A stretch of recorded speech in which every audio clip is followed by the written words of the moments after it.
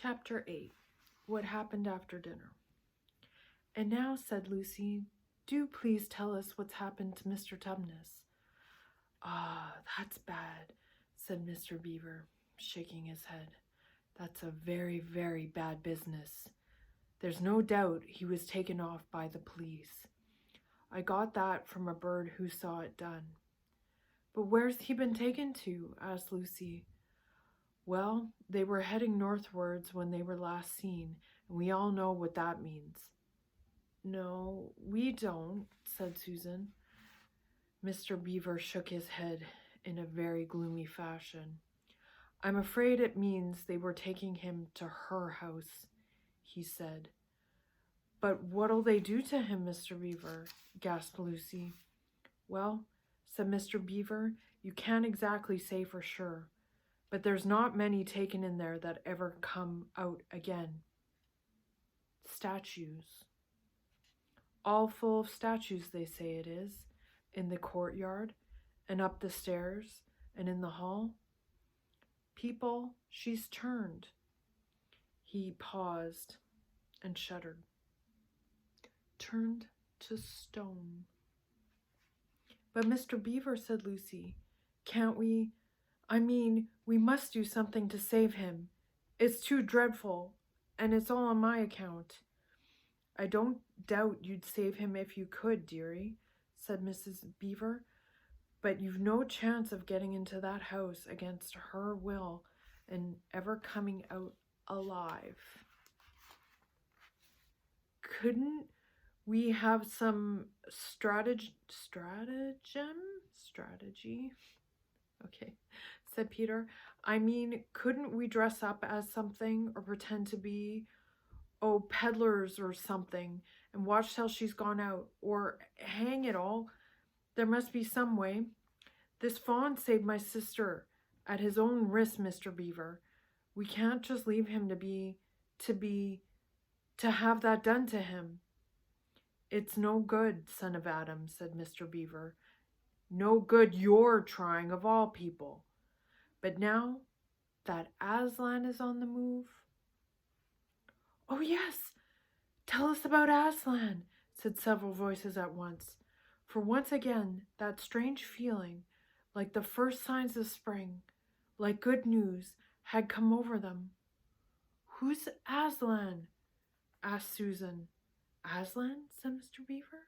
"Why, don't you know? He's the king. He's the lord of the whole wood. But not often here, you understand. Never in my time or my father's time. But the world has reached us that he has come back. He is in Narnia at this moment. He'll settle the White Queen all right. It is he, not you, that will save Mr. Tumnus." "She won't turn him into stone too?" asked Edmund. "Lord love you, son of Adam, what a simple thing to say," answered Mr. Beaver with a great laugh. "Turn him into stone? If she could stand on her 2 feet and look him in the face, it'll be the most she could do, and more than I expect of her. No, no. He'll put all to right, as it says in an old rhyme in these parts.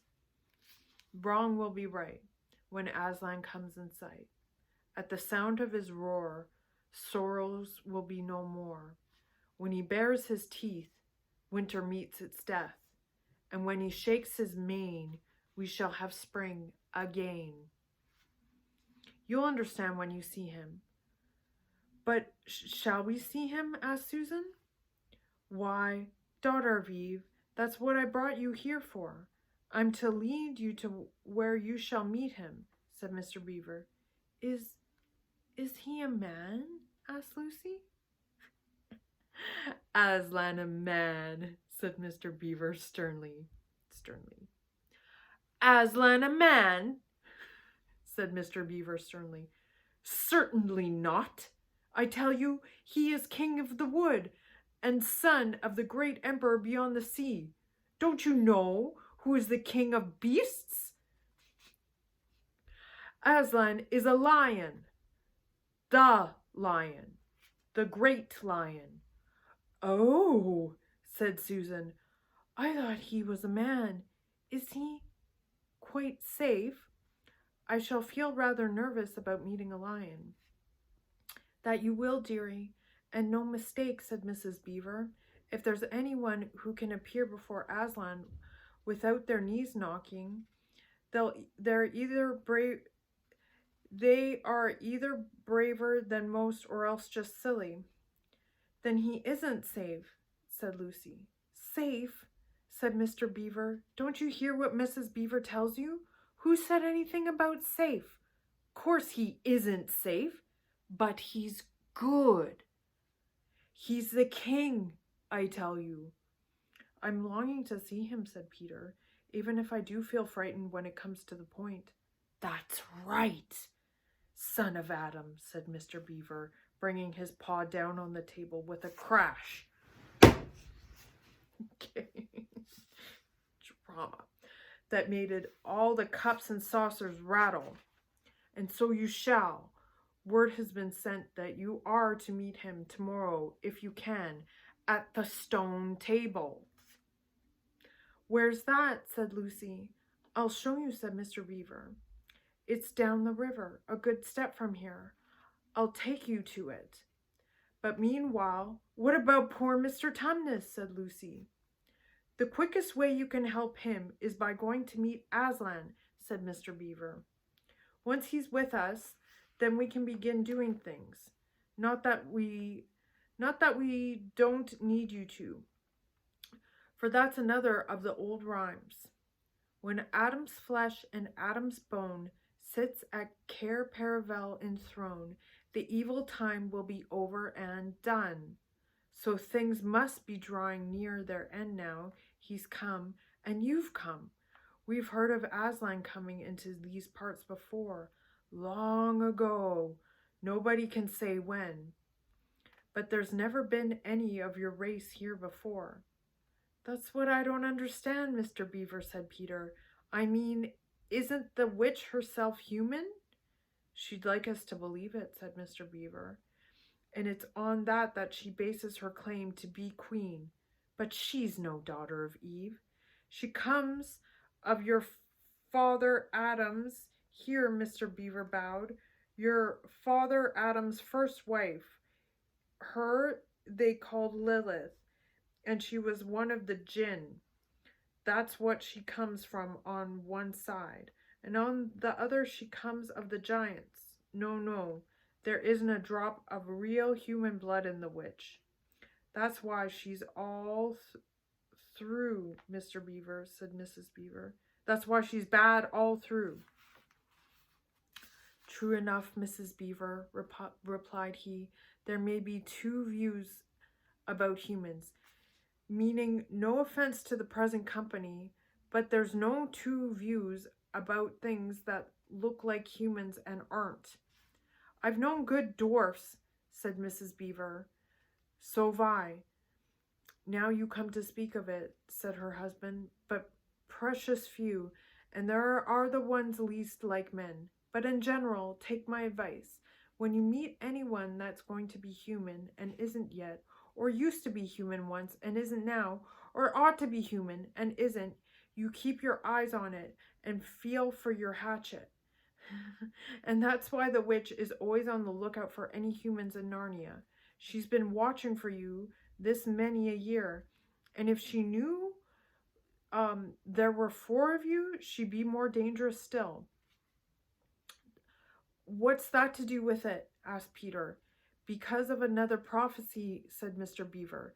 Down at Cair Paravel, that's the castle on the sea coast down at the mouth of this river, which ought to be the capital of the whole country, if all was as it should be. Down at Cair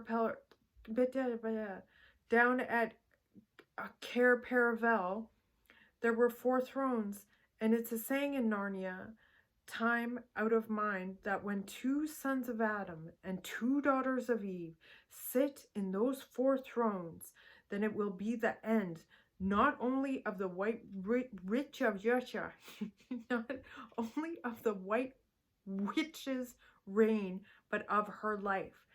And that is why we had to be so cautious. I can't talk. Okay. And that's why we have to be so cautious as we came along. For if she knew about you four, your lives would be worth a shake of my whiskers. All the children had been attending so hard to what Mr. Beaver was telling them that they had noticed nothing else for a long time. Then, during the moment of silence that followed his last remark, Lucy suddenly said, "I say, where's Edmund?" There was a dreadful pause, and then everyone began asking, "Who saw him last? How long has he been missing? Is he outside?" And then all rushed to the door and looked out. The snow was falling thickly and steadily. The green ice of the pool had vanished under a thick white blanket, and from where the little house stood in the center of the dam, you could hardly see either bank.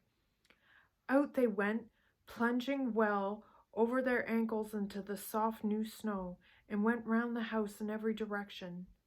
"Edmund! Edmund!" they called till they were hoarse. But the silently falling snow seemed to muffle their voices, and there was not even an echo in answer. "How perfectly dreadful!" said Susan, as they at last came into despair. "Oh, how I wish he'd come! Oh, how I wish we'd never come!" "What on earth are we to do, Mr. Beaver?" said Peter. "Do?" said Mr. Beaver, who was already putting on his snow boots. "Do? We must be off at once. We haven't a moment to spare." "We'd better divide into 4 search parties," said Peter, "and all go in different directions.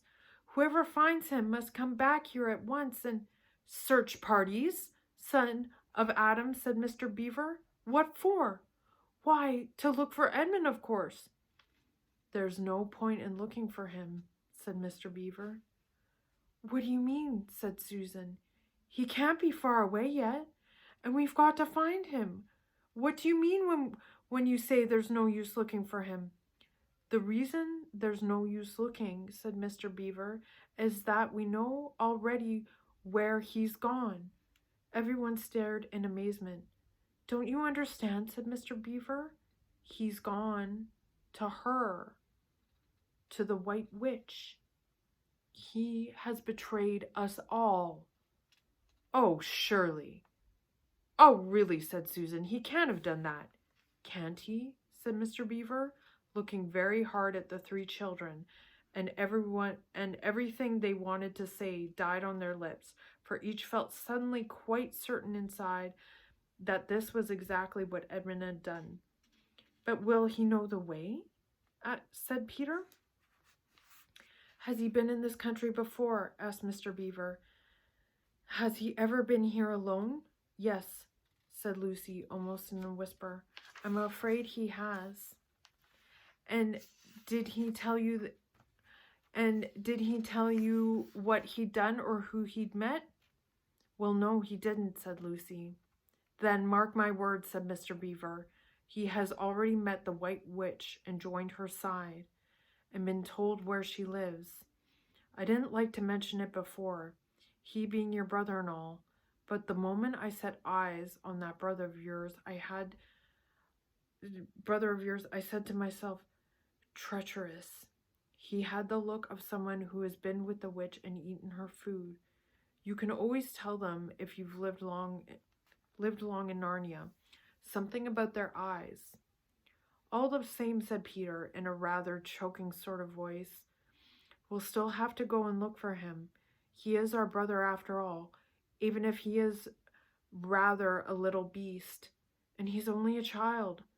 He's only a kid." "Go to the witch's house?" said Mrs. Beaver. "Don't you see that the only chance of saving either him or yourselves is to keep away from her?" "How do you mean?" said Lucy. "Why, all she wants is to get all 4 of you. She's thinking all the time of those 4 thrones at Cair Paravel. Once you were all 4 inside her house, her job would be done, and there'd be 4 new statues in her collection before you'd have time to speak. but she'll get him alive as long as he's the only one she's got, because she'll want to use him as a decoy, as bait to catch the rest of you with." "Oh, can no one help us?" wailed Lucy. "Only Aslan," said Mr. Beaver. "We must go on and meet him. That's our only chance now." "It seems to me, my dears," said Mrs. Beaver, "that it is very important to know just when he slipped away. How much he can tell her demands on how much he heard. For instance, had we started talking of Aslan before he left?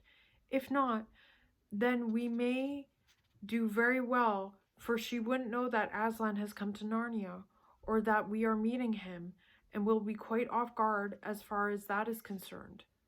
I don't remember his being here when we were talking about Aslan," Peter began. But Lucy interrupted him. "Oh, yes, he was," she said miserably. "Don't you remember? It was he who asked whether the witch couldn't turn Aslan into stone too." "Oh, he did, by Jove," said Peter. "Just the sort of thing he would say too." "Worse and worse," said Mr. Beaver. "And the next thing is this. Was he still here when I told you the place for meeting Aslan was the stone table?" And of course no one knew the answer to this question, because if he was, continued Mr. Beaver, then he'll simply slide down in that direction and get between us and the stone table and catch us on our way down. In fact, we shall be cut off from Aslan. "But that isn't what she'll do first," said Mrs. Beaver. "Not if I know her. The moment that Edmund tells her that we're all here, she'll set out to catch us this very night. And if he's been gone about half an hour, she'll be here in another 20 minutes. "You're right, Mrs. Beaver," said her husband. "We must all get away from here. There's not a moment to lose."